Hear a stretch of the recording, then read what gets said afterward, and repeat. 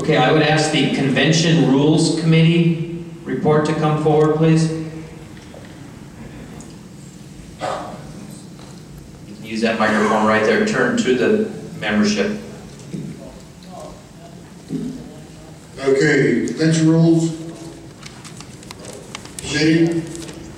The chairman, Rob Bly. Next. All right, we had everyone present except for Bud Downs from 63, who was absent.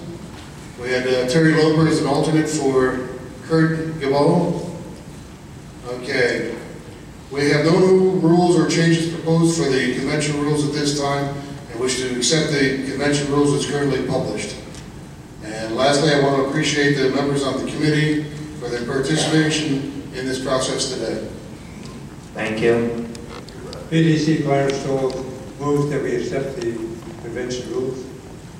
Second. Seconded by what's your name? Miles Peterson, out of 31. Seconded by Peterson. All those in favor? Discussion. Discussion. On Rule 21G, nominating committee. The big district committee members serve one term as chairman on a rotating basis. This was instituted on June 14, 2014.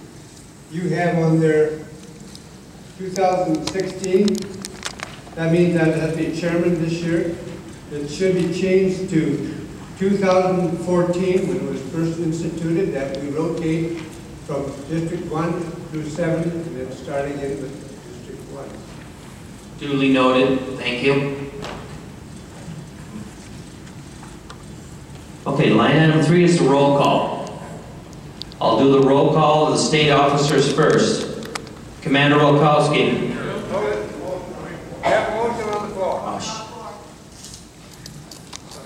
Okay, we have a first and a second motion to accept the Convention Rules Committee. All those in favor? Aye. As corrected. Beg your pardon? As corrected. As corrected. Okay, and with the nomination was made as corrected to the amendment. All those in favor say aye. Aye. Opposed? It's carried. Okay, I'd like to have a roll call of the state officers, please, at this time. Commander Wolkowski. Here. Senior Vice Commander Pope. Here. Junior Vice Commander Shire. Here.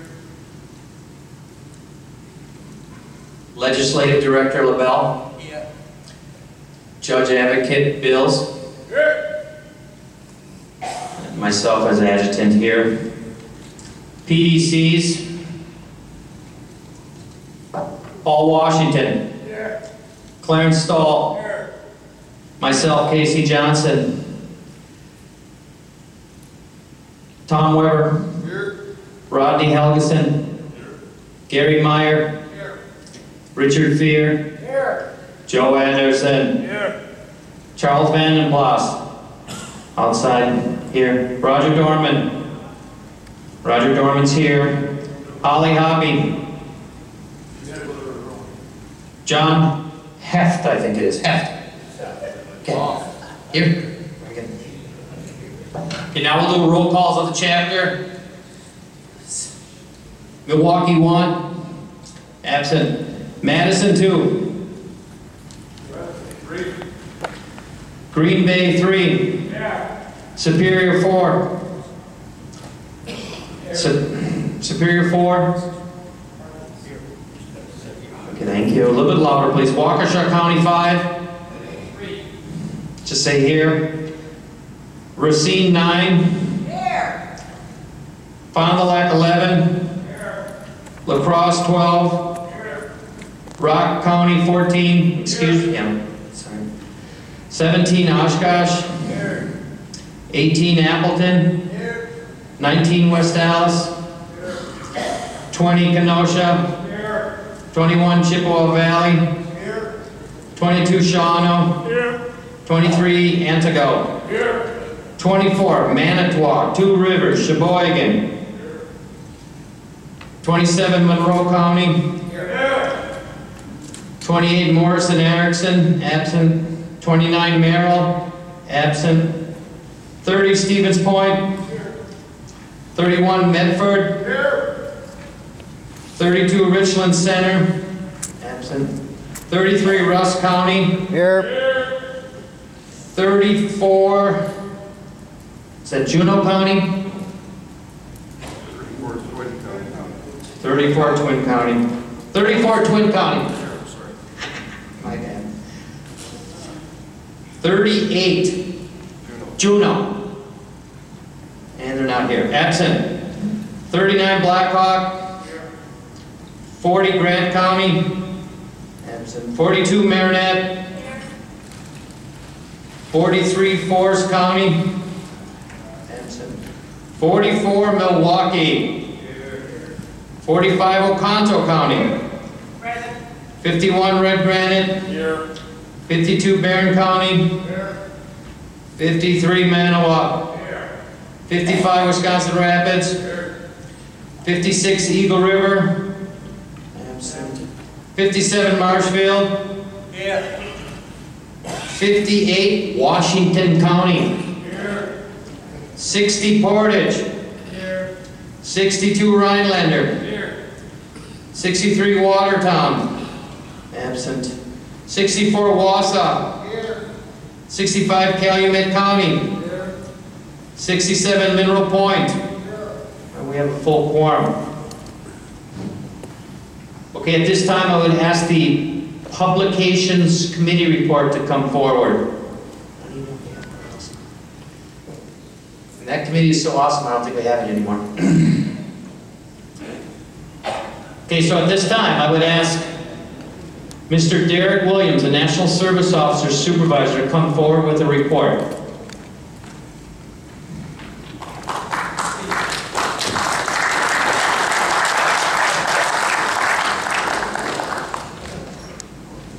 Good afternoon, everyone. Afternoon. Hi, Derek. Hey there. Yeah, Dwayne Honeycutt gave some numbers earlier in terms, and he tried to explain how the federal government is now doing claims. And we give you a few numbers here from last year, June 2015 to this year, June. We processed 7,500 awards, which accounted was equivalent to $7 million of monthly amounts that we were able to gain in monetary awards. In that, of that 7 million, 102 million were retro and annual. Our office activities were 5,500 things that we done, or files that we reviewed. Power of attorneys, we took in 1,300 on paper, which we actually processed, and of that, well, in addition to the 1,300, we did 300 electronically. New claims were 2,000, and we did 500 electronic claims. We did 135 meetings. And there's a lot of other numbers in here, but I'll give you our total activities for last year, from June 2015 to June 2017. June 2015 to June 2016 was 17,500 activities. I know every year we come here and there's a report that we give and tell you about numbers and things that we're doing. I don't know how much that equate out to you guys personally, unless you talk to us and we talk to you. And some of the guys out there, you know who we are. We don't know all of you, but we'd like to try to get to know you better. My staff, see Brian Wilson out there, you please stand up. Amanda Alvarez, and I don't know where NSO Johnny's is. Is he in here? Okay. We have one more individual, William Garrett. He's unable to be here today. He had a death in the family. His grandmother passed. She's being laid to rest tomorrow. We have an office staff, two support personnel. Karen Milkey and Stacy Williams, who's a temporary individual. I've been here six years in Wisconsin, and yes, I'm from Chicago, and I'm a Bears fan. But the ones who didn't know, I've come to learn to love Milwaukee and love the state of Wisconsin. It's not a county that I haven't been in here. Traveled all over the place, and I've come to learn to have great friends here. I will say that, and I mention that to say this, that in my 6 years here, this year by far, I see that we're doing great things. And we're going to continue to do even greater things with the new administration that's coming along, and the camaraderie and the relationships that we're building. You guys heard Dwayne earlier today, and you literally can't make this stuff up. I've known Dwayne since 2006, and we're literally just following in each other's shoes. Every station that he goes to, or I go to, he follows me. And we'd like to continue the relationship with both federal and state. And the work that we do here is extremely important. I will say this before I leave, that he talked about working together, and talking about Dwayne Honeycutt in claims. That's what we specialize in. No one does it better, and that's not to degrade any chapter service officers, not chapter service officers, county veteran service officers. They have their place and they do what they do. But we are the best in what we do. There's no other ones. And at the leadership of Mark Burgess over there, he's our CEO, and we get our leadership and guidance from him. And our service director, Jim Marzalek. There's none better. That's not to toot our horn, but we are just that good. We cannot do this without you guys. We need more communication, and as long as I'm in this state, I'm going to work with you guys, and my staff will work with you. We're just a phone call away. We're here for you. And thank you.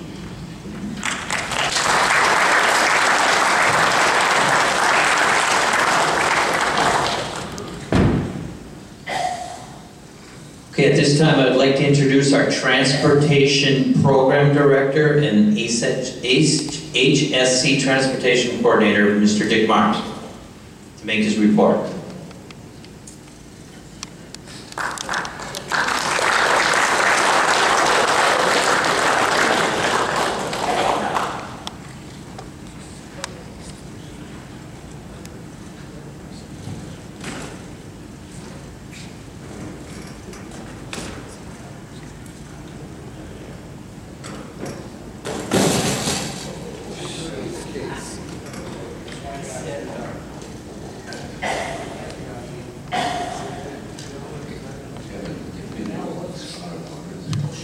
Okay, thank you very much. I am, as a request of the commander, I'm filling in for the service director for until tomorrow. So I'll give you an overview of the program, and then from the HSC standpoint for the North and South region, which Patty Davis and I oversee. Our program is doing very well. We have had requests to expand, and we're holding back on those until we get more people to operate the programs in those areas, such as over toward Eau Claire. A CVS over there has offered to house the program in their office, and it's looking very positive. They've got supporters to come up with money for a van over there. So those types of things are happening in different areas of the states as well. The transportation program is getting more and more recognition, and as Senator Cole referred to, here in Brown County, we've had two, what I call pretty decent news programs that the two different stations have done since we've been at the clinic for about 3 years now. And they both have been what I thought were excellent stories about the transportation program, veterans helping veterans, that type of thing. They bring a lot of public awareness. We, in the Green Bay area, because it's mostly our chapter people that are involved, that reaps us some rewards because a lot of the local businesses see that and they inquire, and they're willing to help us out financially. So the whole thing just kind of snowballs, and the best part of it is all of our drivers, our office workers, they enjoy very much what they do. Most of them are volunteers, and their reward is in the service that they provide and the thank yous that they get, and that's a lot, but monetarily it isn't. In the northern region that I'm responsible for, Twin Ports, Dave Wadsack and Paul Huber up there are the guys. Excuse me, you're going to get a lot of that. They do a marvelous job. That clinic up there, it's a nice sized clinic, but it's not all that big, and Dave mentioned yesterday that they're going to have to be splitting their office with another program. That's unfortunate because when you're on the telephone, which is what the transportation program is all about, taking appointments and working on schedules with drivers and all that, when you got two people that are about 4 feet apart answering telephones with nothing to separate it can be a real hassle. But we'll see how that works out, and knowing Dave, he'll make it work, but we hope the VA is listening when we make suggestions to try and make this program run as easily and smoothly as we can. We certainly do get that kind of cooperation at the Green Bay Clinic, but it's a newer facility, and you know they have the room. Over at Toma, where Terry is, we're doing well. We've had some hiccups in the road over there, and I'll be going over there on Tuesday to meet with the director who spoke here this morning along with Terry, and see if we can iron out some of our differences over there. At Appleton, we have kind of gone full circle there. We're back to where the office workers, I oversee the clinic, but the office workers there, we don't really have an HSC on site, but we have a dedicated person every day. They're only open for 4 hours. We have still looking for drivers over at the Appleton area, so if you know anybody, send them over. But the office is flowing very smoothly, and I do want to acknowledge Sharon Cornell because she came back out of retirement to help us get that thing reorganized, and it's working well. The Green Bay Clinic, we have about 36 drivers and now 12 office workers, so we're very well staffed over there. The picking up at homes has gotten to be more of a demand. The dialysis department there added another shift, so that we now are bringing people in for 6:30, and sometimes we have as many as 16, 17 patients to get in before 8 o'clock in the morning. So we double up in the morning, sometimes we actually triple up. We have the vans to do that. We got the drivers that are willing to do it. So every challenge we've had at the Green Bay Clinic, we've been able to meet it head on and handle it. And Mr. Gacy, the director there, I know he's very appreciative of the efforts of the DAV. Patty's the Southern Region Manager, and she always has her hands full. Many of you have been through the Milwaukee VA system, and you know the hubbub that goes on in that office down in Milwaukee.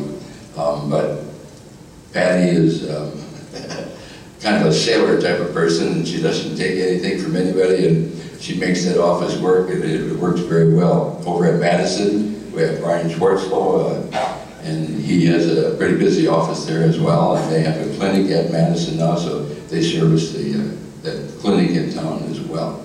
So I can tell you the transportation program is doing very well in Wisconsin. It would like to grow, and it may grow some more, but that will only happen when we're absolutely sure that we can meet the challenges with both people and vehicles. Anybody have any questions about the transportation program?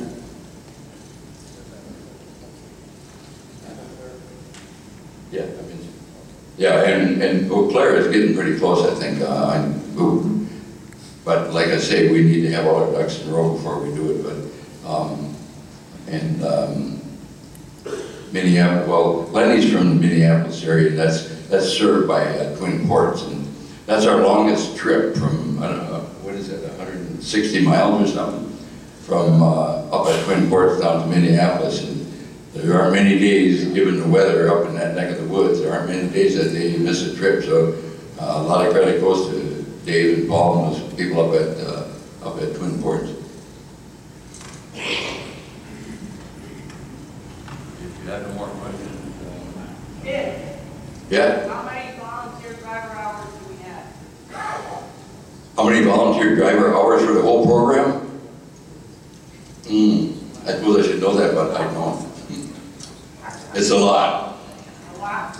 Actually, if you look on the back of your book, I think those statistics are on the back of your book. So over the past year, it says we've transported 41,993 vets, traveled 844,656 miles, and we have 74,188 volunteer hours. There you go. You know, one thing I want to share with you, because over the years, that book that I just read from, a lot of people, you get here and you get that book and maybe you look through some of the reports and things, but that book has a lot of information in it, and you really need to look at all the stuff that's in it. I mean, a lot of the reports from the officers, those people themselves, they carry a lot of information. And the same thing goes with all your chapters when the convention is done and you get the book with all the minutes and all that stuff. Rosters, you know, there's a lot of calls that come into the headquarters that people are asking, and I can tell them, you know, if you look back in that book, that's all in that book. So don't just take it home and park it in person where it's a useful tool, so use it for that. Anybody else? Can I say something about that real quick, Dick? That information that you just read, if you ever go to a fundraiser and you're raising money for that transportation program, all last year during the Packer season, the Bart Star Tailgate over there at Green Bay here did a fundraiser for us. And they auctioned something off. And I was there every game in uniform, and I used those statistics. And about halfway through the program, I would get up on stage and read that to them and tell them what we've done in the transportation program. And when I got off that stage, that line would just line right up with people buying tickets for whatever they were auctioning off. So it's a very useful tool if you're at a fundraiser. What's your name? What's your name, please? Mike Shakey, S-C-H-E-U-N-K-E. Chapter 3. Chapter 3. Thank you, Mike. Anybody else?